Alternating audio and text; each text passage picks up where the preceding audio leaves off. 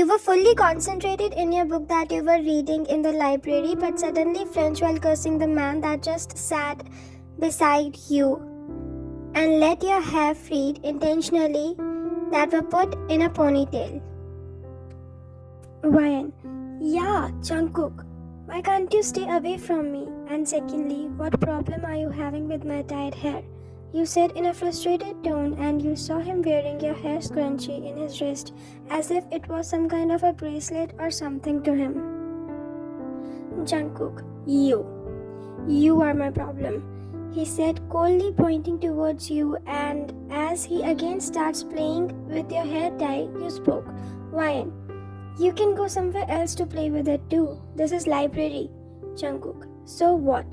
He said, shrugging his shoulders. Ryan, I know the school is of your dad, but at least have some manners.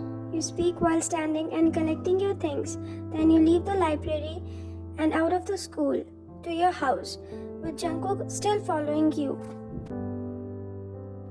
Jungkook, Ryan, listen. Ryan, he was just following you and continuously calling you. The time you turned back to talk to him, he noticed a bike coming in your direction and he knew who was the man riding the bike. So he ran in your direction, and before the bike could hit you, Jungkook saved you and shouted at the biker. Jungkook, you damn it, Mark. You were in shock, but you felt relieved in Jungkook's arms, so you looked at him and he was just cursing Mark, his enemy. Mark is his enemy, because of which he makes sure to keep you away from him. But still, he tries to harm you just because he knows that Jungkook may bully you in front of everyone, but he never lets anyone touch you or come close to you, especially boys. So there's something more in Jungkook's heart towards you. After making sure that you reached home safely, he came out of your society and saw his bodyguards along with his car parked ahead of theirs. He went to his car, sat in the driver's seat and went to his home. The time he enters his mansion, he is greeted with his son or pet, Bam Bam. As he ran to his direction and caressed his head, Jungkook, my boy. Guard, sir, Mark is in the basement. After listening to his guard, a smirk plastered on his face and he went to the basement of his mansion. In the basement of the mansion, Mark, I am really sorry, Jungkook. Now, what's the use of it, huh? Mark was breathing heavily as his face was all covered with blood. Jungkook, I just don't want to fight in front of her. I know she is scared of fights, but you really messed up with the wrong girl, you know. You're just trying to mess with her because of me, but you don't know that you are doing wrong. You're just asking for your own death, Mark. This won't happen again, sir. Mark was just pleading, but then Jungkook just shooted him right in his head and he fell on the floor along with the chair with which he was tied up. Jungkook, clean this mess. Then Jungkook ordered his guards like the king he is, and guards started doing their work, and he went back to the mansion as his father called for him. In the living room, Mr. Jeon, Jungkook, son, when will you hold my position officially? You're already 23 and I'm getting old. Jungkook, Dad, I am handling it, Mr. Jeon, but not officially. And I don't get it that why you are not in the mood of taking my position, although you are carrying all the responsibilities on your shoulders. Jungkook, because then, Mr. Jeon, you have to leave Ryan, right? Jungkook, she's so innocent, Dad, and she don't know about my work, Mr. Jeon. She even don't know about your love, son, Mr. Jeon said in a mocking laugh. Mr. Jeon, how much time will you take to confess? Tell me. Jungkook, I'm scared, Dad. In my whole life, I haven't got scared of anything, but only her being hurt in any way kills me inside.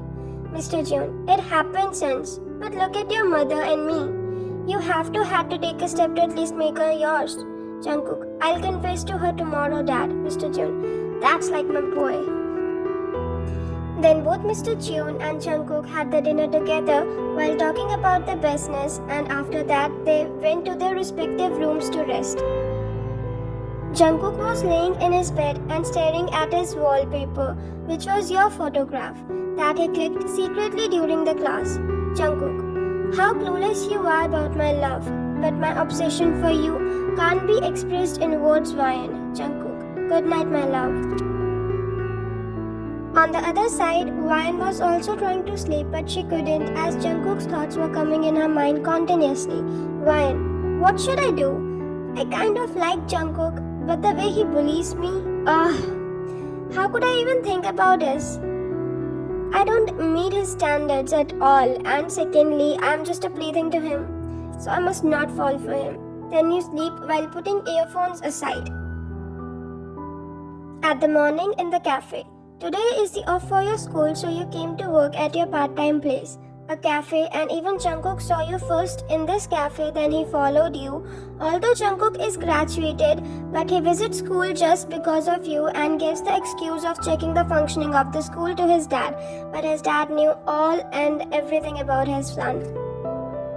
You were doing your work in the reception area, but you saw a man coming inside the cafe and you felt familiar, although his face was fully covered with mask and all, but still, then you looked at your co-workers and all were busy, so you got up from your seat and went to take order from him.